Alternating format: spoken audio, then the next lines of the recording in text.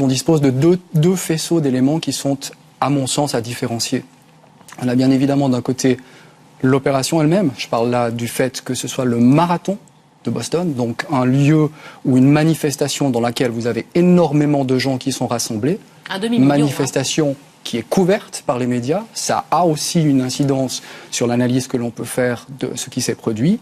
Et puis vous avez de l'autre côté le fait que ça se soit produit un jour bien précis qui est celui du Patriot Day. Ce qui a été décrit par le FBI comme l'hypothèse du terrorisme domestique. Donc on s'oriente là dans le sens des milices, de l'extrême droite américaine. C'est clair, si on doit faire un basculement dans le passé, on va penser notamment à Timothy McVeigh. Les mouvements d'extrême droite, on ne peut pas effectivement leur imputer de massacres, et tant mieux, tels que, plus que Oklahoma City, etc., qui était donc en 1995. Néanmoins, on a vu même dans les 2 années précédentes plusieurs arrestations assez significatives de plusieurs personnages se réclamant de X mouvances d'extrême droite. Ça va des mouvements ariens, en passant par les suprémacistes blancs, en passant par toutes sortes de mouvements même anti-avortement. Vous avez alors de l'autre côté l'hypothèse djihadiste, c'est ce qu'on a appelé la fameuse hypothèse internationale.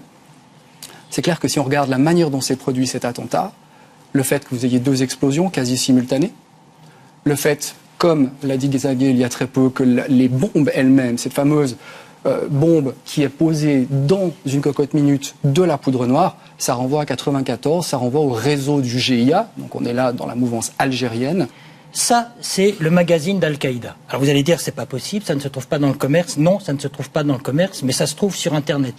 Et le chapitre qui est là, d'un magazine récent, écrit en anglais parfait, c'est, je lis, « Make a bomb in the kitchen of your mom ». Comment faire une bombe dans la cuisine de votre mère. Ce genre de littérature, il existe, il est disponible sur le net et il peut malheureusement influencer. Le président Obama était très clair.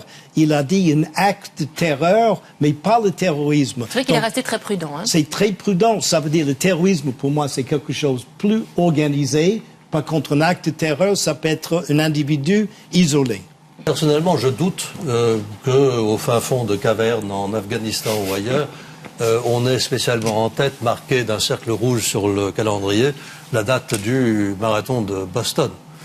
C'est pour moi implausible. Si c'était vraiment quelqu'un qui avait l'intention de tuer les gens, il aurait pu tuer beaucoup plus. Le seul autre attentat qui était un peu comparable à ça, c'était aux Olympiques de Atlanta. Et ça, c'est plus comparable à mon avis. Donc ça, c'était en 1996, oui. 2 morts. Et puis voilà, 2 morts, un seul attentat qui n'était pas trouvé pour des années, si je me souviens. Et puis c'était simplement un détraqué.